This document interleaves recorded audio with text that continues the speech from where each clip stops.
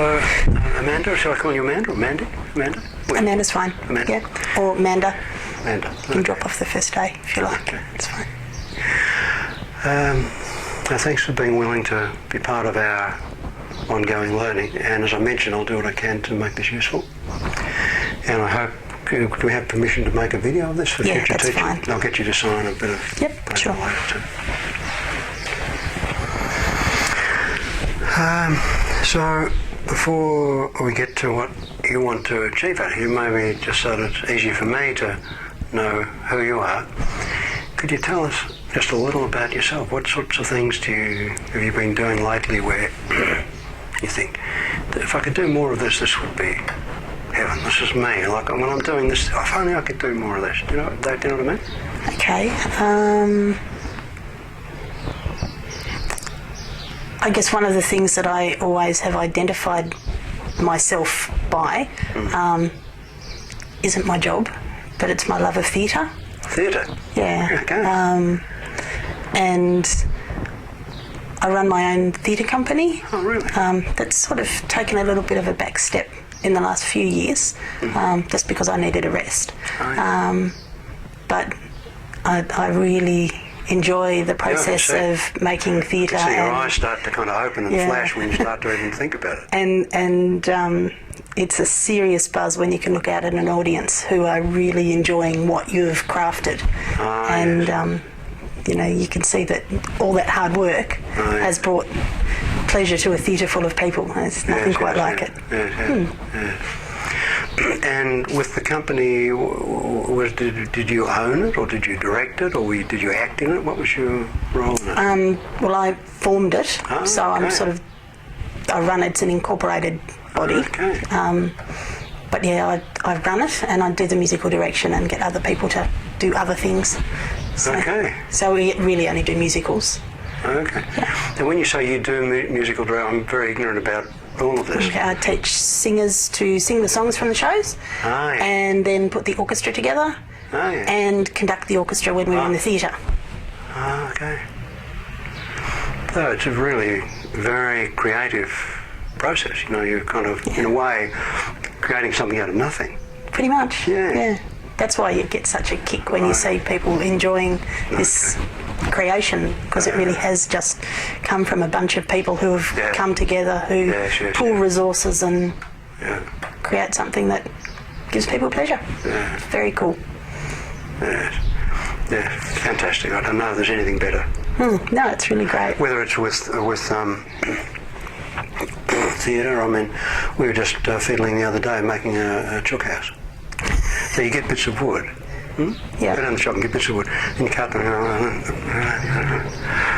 Maybe tomorrow we might get a couple of chickens and some wires. So it's bits of stuff. But you put it all together. I'm not saying that a musical is like a chook house, but it's the same. Sometimes.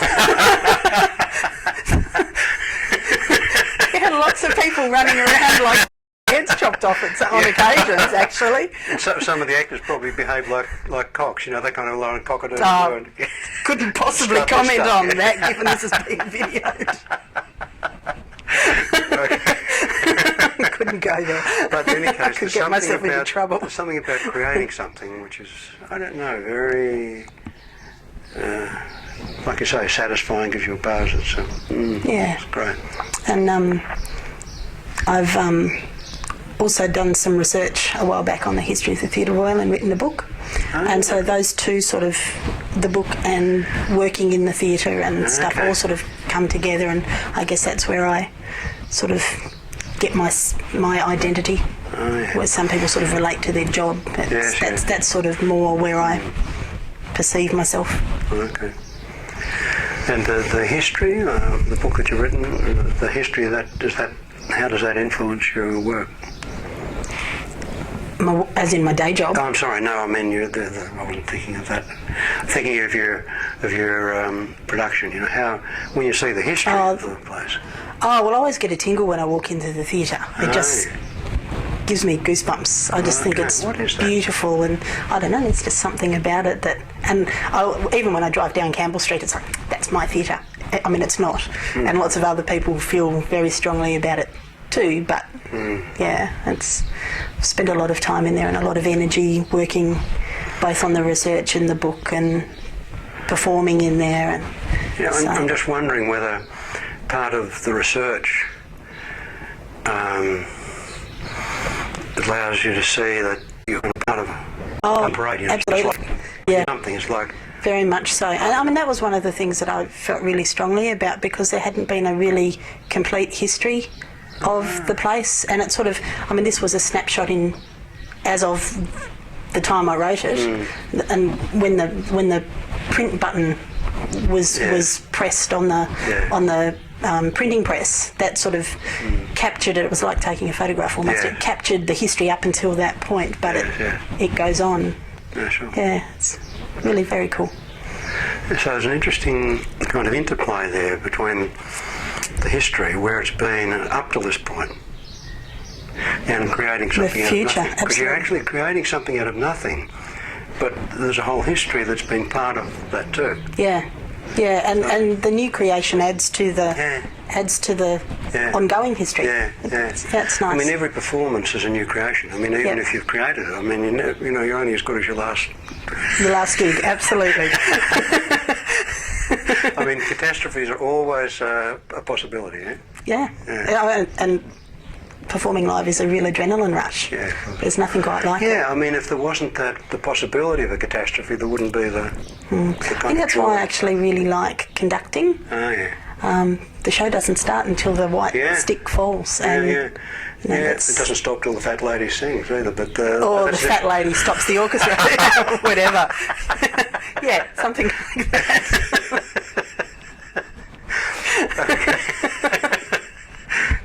Really good. Now, you didn't come here to talk about that, but that was really fun. is helpful to me to get a sense of who you are, so that I can, I don't know you, and you're going to work on something that's important to you. So I appreciate you indulging me with sharing that bit of your soul. Absolute pleasure. Your soul. Yeah, it is. Who you are. Yeah. So what could we talk about here that'd be useful for you? You could do something that'd make a difference. How would that? I'm sure we can. Yeah. What sort of thing would be useful to you? Well, What I'm asking is, okay, okay, that's the end of the production. Oh, it was a good performance. So what's been the outcome? What's the result that you want to have happen here? well, I guess I can see my life in sort of two quite distinct places. There's my theatre stuff, my work stuff, which is all seems to function quite nicely. And I have a reasonable level of self-confidence in that area of my world. I'm comfortable. Personal relationships thing and my own sense of sort of self when you take that stuff away, and I suppose I haven't been involved in the theatre for a few years, and maybe that distancing might be have had an impact, because you take that away and what's left. Yeah. If you stop watering a plant, it doesn't grow too well. Yeah, but then should you only have one source of water or fertiliser? Yeah, I don't know. And I don't know. And so when that is a little distant, I probably have not quite that same. Okay, my self-confidence is terrible. What am I saying? Let's not beat around the bush. When it comes to the personal relationships thing, there's some work to do. Okay. Getting there, but... So there's work to do. If the work had been done, you would feel confident about yourself? About yourself and in your personal relationships? I would hope so. That's what I'm just checking. That's what I'm working towards. I haven't been in that space though, so I'm not quite sure. It's a bit of an unknown. Oh, yeah. Because I've never had that. It's not like I've had it and put it away, but I've never had that self-confidence in... So this is nice. This is another opportunity to create something. Yes. You've never had it. Yeah. And there's a clean history. slate. There's a history. Yes. In your life, Yeah. you've been alive for as long as you've been alive. There's history, but you've got to a certain point, okay? That's where you are at this point. Yep. And there's a future. Yeah. Yeah, there is. One of my colleagues from the States, Michael Yapko, used to say, you are more than your past. Yeah. Your future hasn't happened yet. Yeah. Yeah. So it's like with the musical, I guess, you've done what you've done and you don't know what's ahead of you. No. You don't know what musical is yet to be written No. for you to conduct. No. Okay. Now, I've just been distracted there. There was someone going down in a parachute, would you believe? That would be Just sitting distracting. here and here's a parachute going down. Have you been working with Marianne? Have you had done any hypnosis with her? No. Oh, okay. And have you had any experience of hypnosis before? No. Oh, okay. So this is another new area. It is. Another something to create. Yeah, I got up this morning and thought, this is the beginning of something new. Yeah. And It's exciting, a little scary, but mostly exciting. Yeah, and it might be relevant for you to know that hypnosis is not like the stage thing, like, well, you'll do what you're told and I'm going to take you. That's encouraging. I'm not even going to conduct the orchestra. Right, okay. It's a way of making sure that you know that you have the baton. Get you back on the podium so that you can conduct your experience instead of other people or circumstances conducting you. Yeah. It's more like that. That sounds perfect, really. Okay, all right. So what we've discovered is that for someone to go into hypnosis, there's really nothing that needs to be done. Okay. Right. There's no kind of formula like you have to do this or do that. But rather, if you can just allow yourself, even as you're sitting just so, to let yourself continue doing that.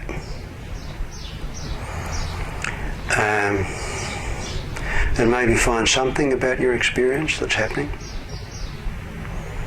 that might normally be in the background, that you can just start to notice something about your experience, not anything that I say, but just something that you happen to notice. And it might be something in particular that you become aware of, or it might kind of move and fluctuate. But whatever that is, and it doesn't matter what it is, if you can just allow yourself to settle into being more absorbed in that. And already you're demonstrating all of the signs of someone who's going to be good at that. And when you were telling me about your theatre work, I thought, I've got someone here who's going to be responsive to hypnosis. Because I can see already that there's a stillness in your body that you have not needed to work on or force. But it's almost like you can stop for a moment and notice. It might be something like going into the Theatre Royal and just going in there and just looking. Somehow letting yourself see what's there. And your breathing is just a little slower, a little deeper. Muscles of your face are smoothing out. That's it. That's it. Your eyelids are showing that tendency. And you can let them close only when they are ready. You don't need to decide that. Because your eyelids have the confidence in themselves to know when they are ready. That's it. And they're getting closer to that. To close, that's nice.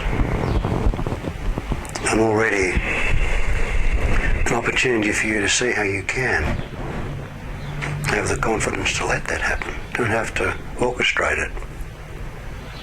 You can just see that and allow that. And then as I continue talking, you don't need to say anything. You don't need to do anything. There's no one that you need to please. No deadlines to meet. No opening nights. Just an opportunity for you to take some time to be with you. And who I am is very unimportant. My words are just sounds. And you can allow my words to be part of the background,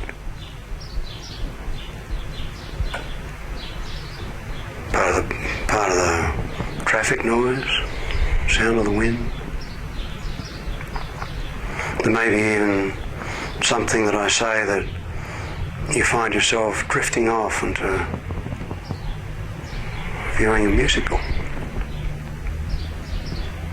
You'll find yourself listening to some particular instrument in an orchestra or a singer. Really, the purpose of this experience here can be simply an opportunity for you to get more acquainted with you. For you to have an opportunity to get to know yourself in a more thorough, more textured, more complete way.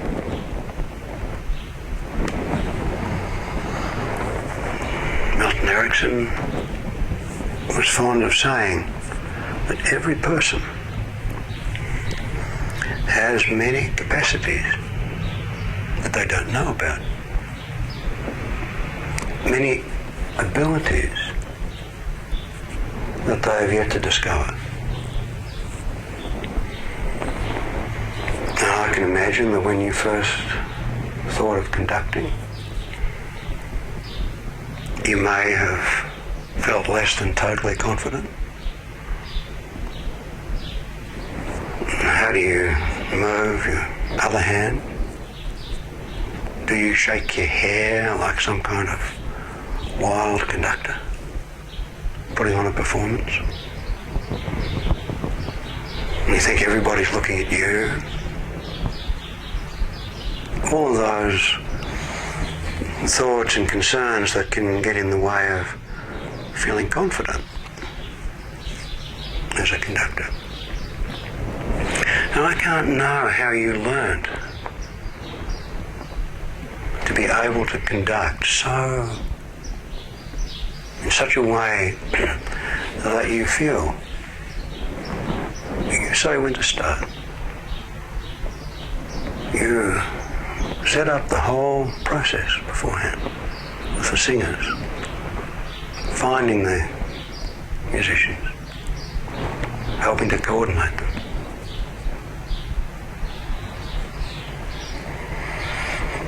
And we could say that in our life,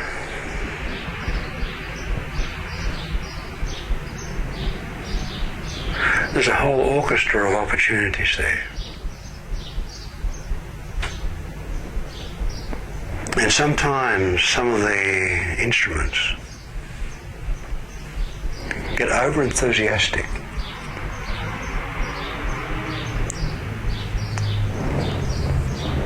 Usually the brass, and they want to drown everything else out.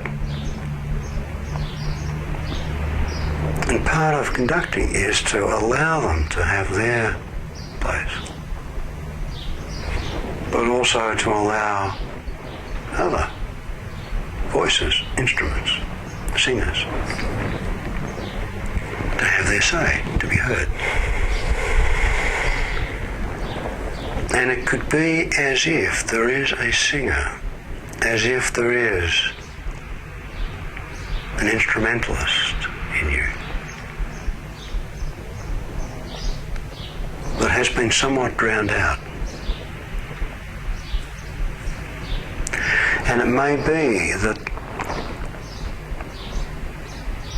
you haven't heard, maybe because of the other lack of confident, strident noises you haven't heard.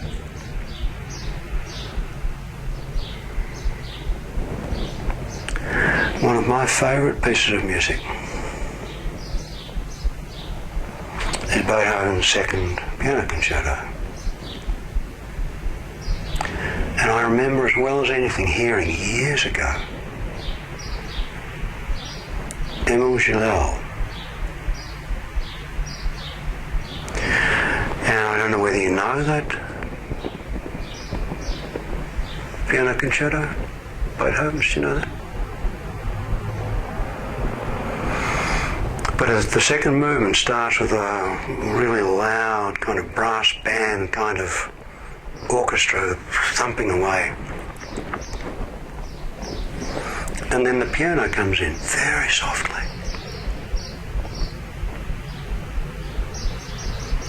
And then comes the orchestra again, brass band, but not quite so loud. And then comes the piano again, so quiet. And the third time the orchestra is subdued by the quietness.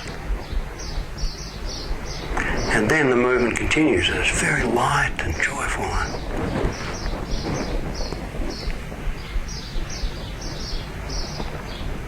And I don't know how you could make sense of this. But if you were to listen, I think you could hear that there is a very quiet, but very strong and very persistent voice. A very strong part of you. Very confident part of you. Hasn't made a lot of noise, but it's there.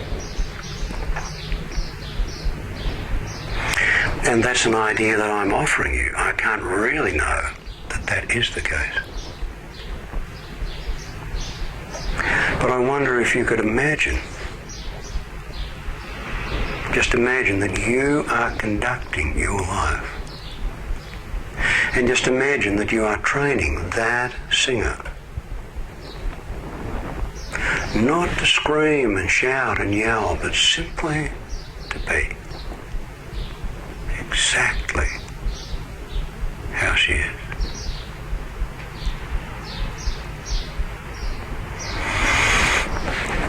Erickson said to me one time when I was learning with him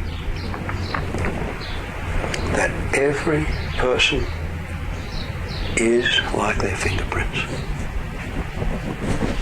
They're one of a kind.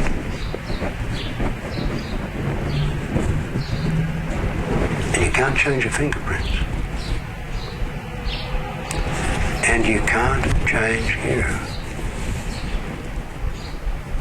And actually, you don't need to. It is simply a matter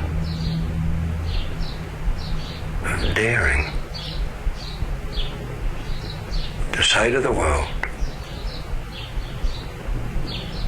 this is me. This is who I am.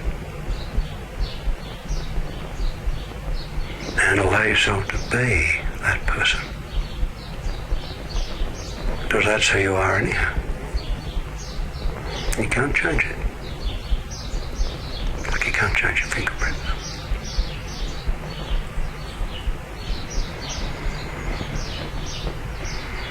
And as I'm talking, you can listen to me, to my words, the ideas that I'm offering you, or you can let your mind drift so that you can find yourself thinking about something way more important than anything that I could know to speak about. There is no particular way for you to be in this experience. So that means you can be any way that you are. And be that way. And I just wonder if it might be of interest to you to imagine that you are going to produce a musical called Amanda's Life. And maybe the musical could have a plot where it goes along up to a certain point, up to this point. there could be something about that. And then the story continues. And as that musical plays out, I wonder how it would be for you to watch that theatre evolving. And watch Manda, confident Manda,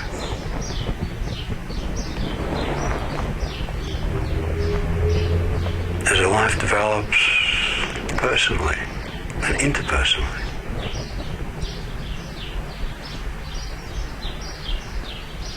And just imagine that you're watching that, and there may be some training to do. There may be some organising to do. There may be some conducting to do.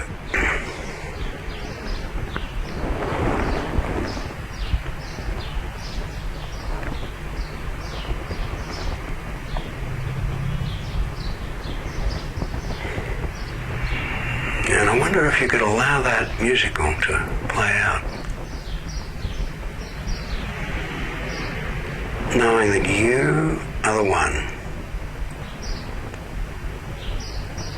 You've got the baton. When you say that musical starts and you conduct the speed, the balance, and how it finishes.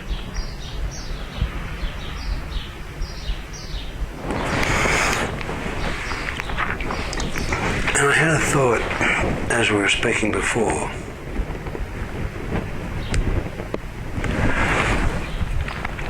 That we can say that something is typical or atypical, which means not typical.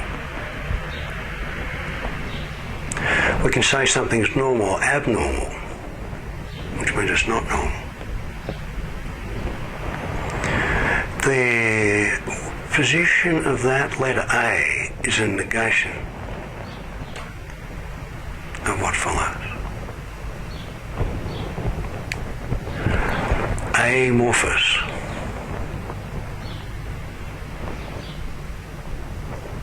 Not morphous. And amanda is not manda. But when you say you can drop the A, you can also drop the negation and be manda. And all that manda is, that the A, up until now, has been a negation, has been a stopping, has been a denial, has been a not allowing. And as manda, you can be who you are as you really are.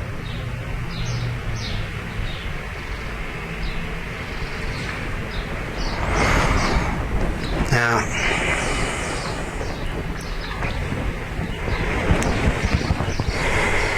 there's a lot goes on in the history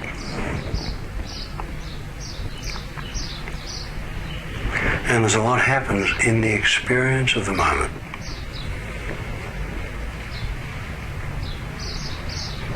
But also a lot continues, because even when the production finishes, the experience continues. At the end of a musical, people get up and they leave. The audience leaves. And they take something of the musical with them. The mood, the song, the words, the lyric, they take something. And all of the singers and all of the performers on stage or in the pit, and the conductor.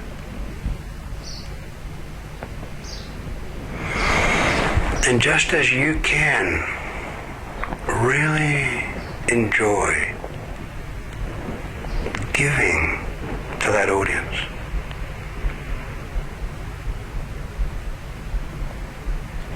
in such a way that they take something away with them that they would otherwise not have, although of course they had it, but you somehow reminded them of. So in your own life.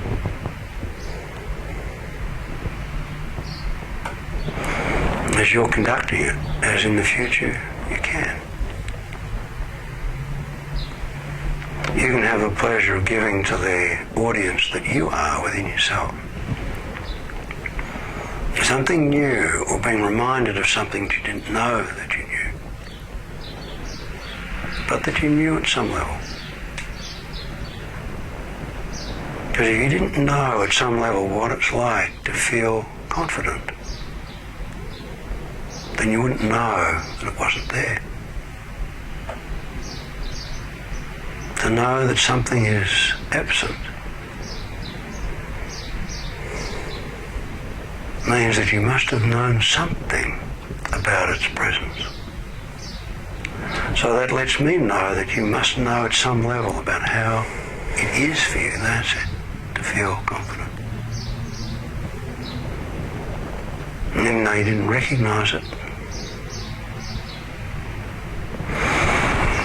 and you can have rehearsals. You can even, I'm sure you've done this, rehearse it in your dreams. Yeah. And you can dream anything.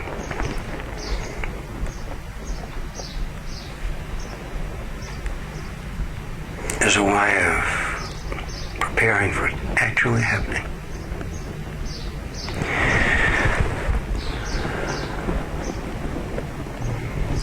Now, there's a whole lot of things that I could say.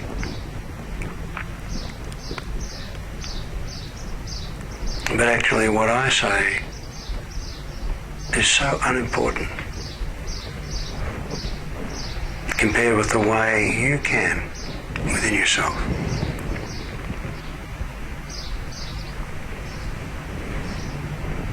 Discover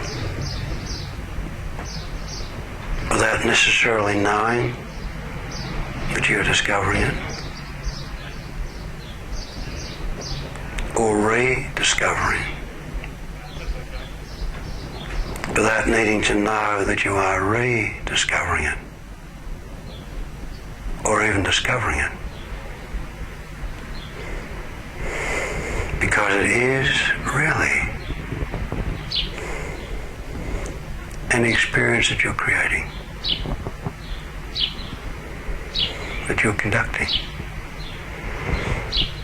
that you can actively participate in a way that's satisfying gives, not only to others, but to you.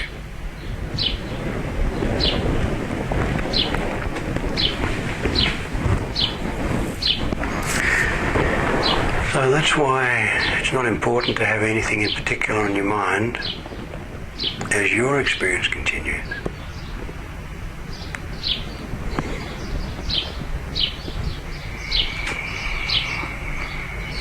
But I'm wondering if, as that continues within yourself, if there might be some way that we could just allow this experience to somehow complete itself. And then when you're ready, to let your eyes open. And maybe be willing to just be a little surprised at something. You don't need to necessarily know what it is until you discover it. That's it. And you start, that's right, start to reorient yourself. It's like the finales happen, the curtains come down. That's it. The audience gets ready to get on with their life.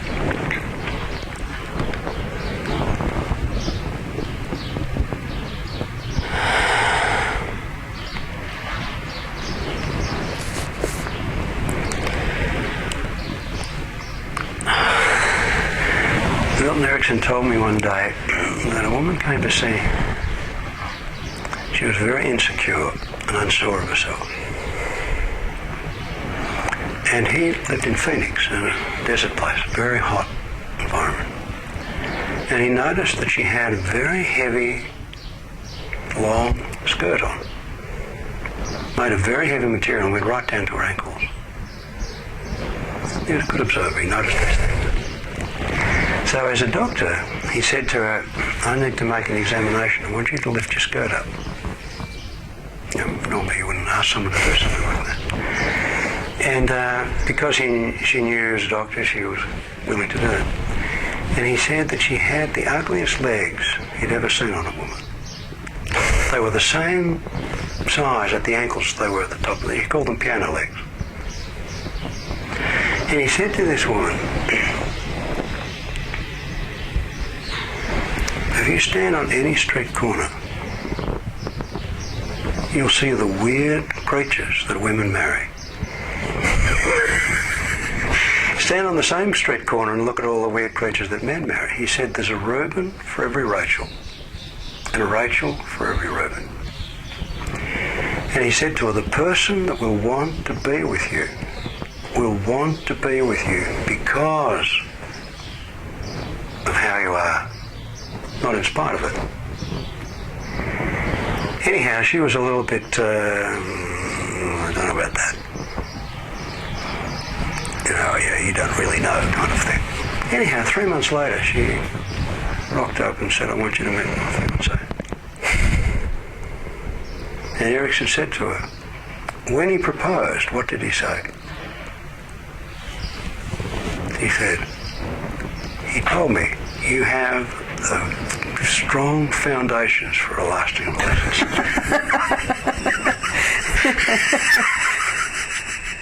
Smooth.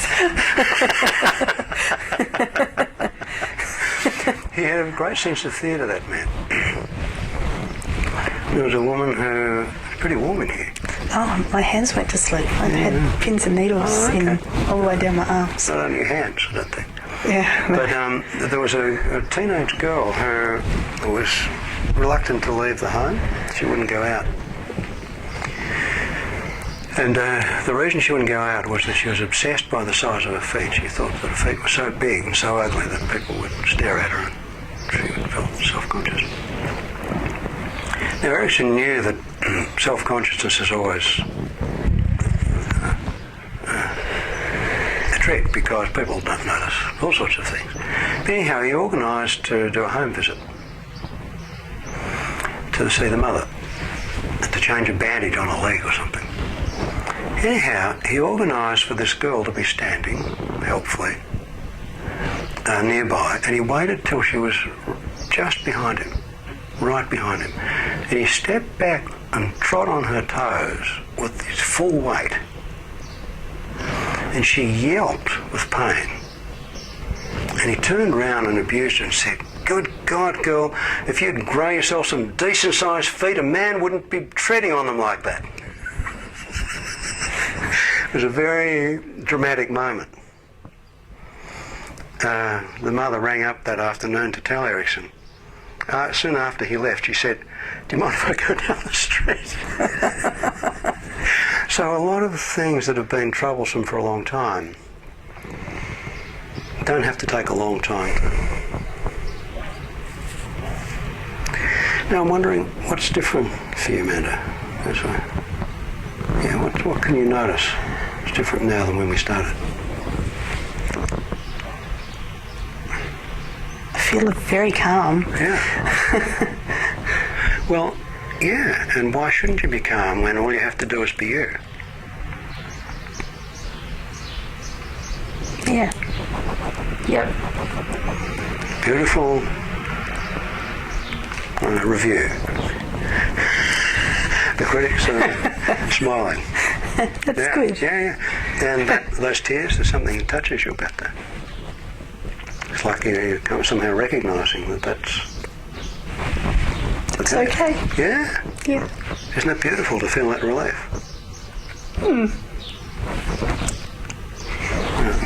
Excuse me. I saw a video of Erickson working, and then when I met him, it was such a relief for me to see him. It felt like coming home. It felt like, oh, thank goodness. You don't have to be clever or smart. Just be you. It's okay to have those tears. personally, I'm very gratified to see them. I think when a real learning happens, when something happens in someone that's really at the core of what they're looking for, there's an emotion. That's like the applause afterwards.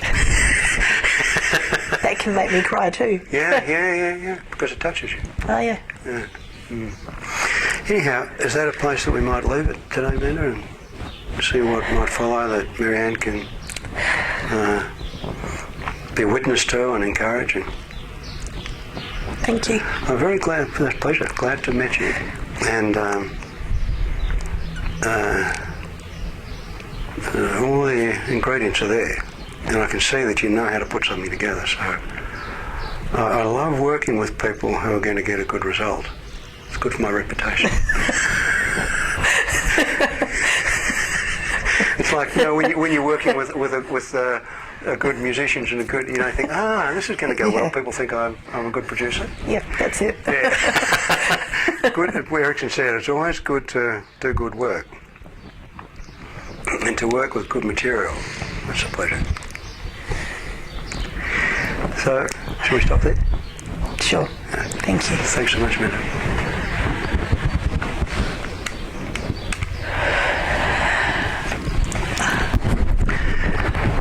Now you might want to find something to do that we can just sit quietly and let all that settle. Like when the production's over, you're in the shop and go and dig the garden or something, you might want to just sit and... Yeah. Yes, I don't think I'll be racing quite back to the office just yet. No, I think it'd be nice if you could just find a place where you can sit quietly and let all that settle. I might just go and park myself in the sun in my backyard, I think. Yeah, that sounds lovely. Because a pause like that is so important. Like the time between acts. Yeah. And let things... A little interval. Yeah, an interval. That was amazing. And yet, what was that? What happened? It was as close to any kind of out-of-body experience as I've ever had. Oh, yeah. It was really... That was...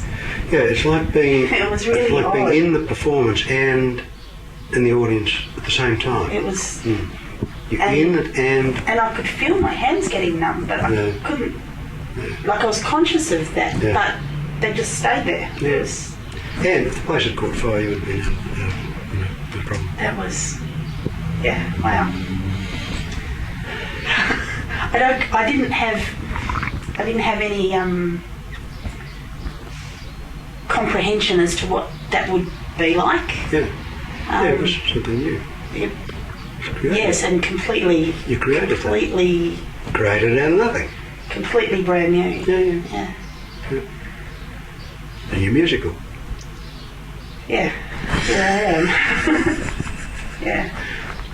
Yes, I am. Okay. Now, a couple of bits of paperwork. I'm going to get you to sign a release form and Medicare. Did you bring a Medicare card? Yeah, I have it with me. Yeah. I'll use that time. Yeah. Of course.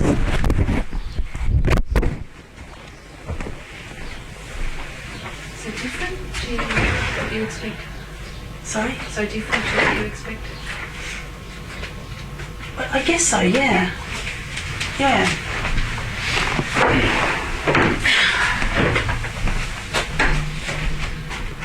Oh. It's warm in here, isn't it?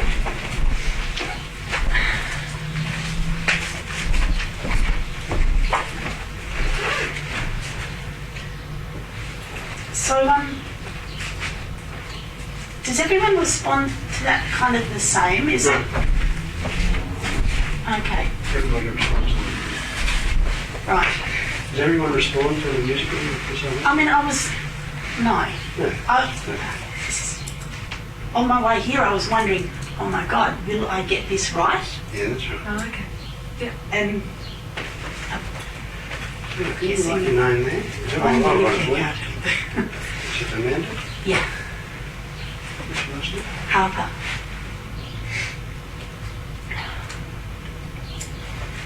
You can sign that there. That's just next. It's just saying that, you know, it's permission to use it for teaching and work. And I can copy a contract. Yeah, thank you. Yeah, I reckon you'll enjoy that. Okay. I'm a little spun out. Yeah. I guess that's to be expected.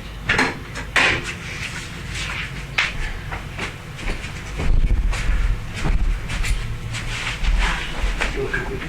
No. You want to have one? And what's the date?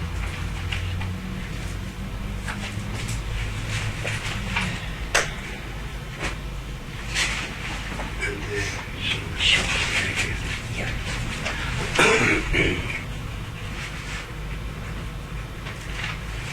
Thanks, Amanda. Thank you. Do you have a healthcare card? No. No? Good. Thank you.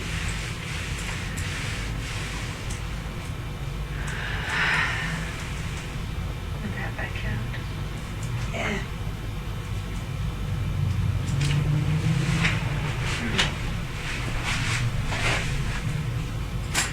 Okay. I'm in my own zone. All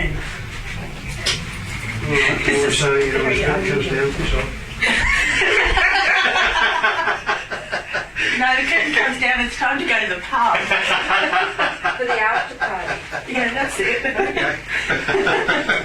I think my backyard and a Yeah. caffeine-free Coke might be the go. That sounds lovely.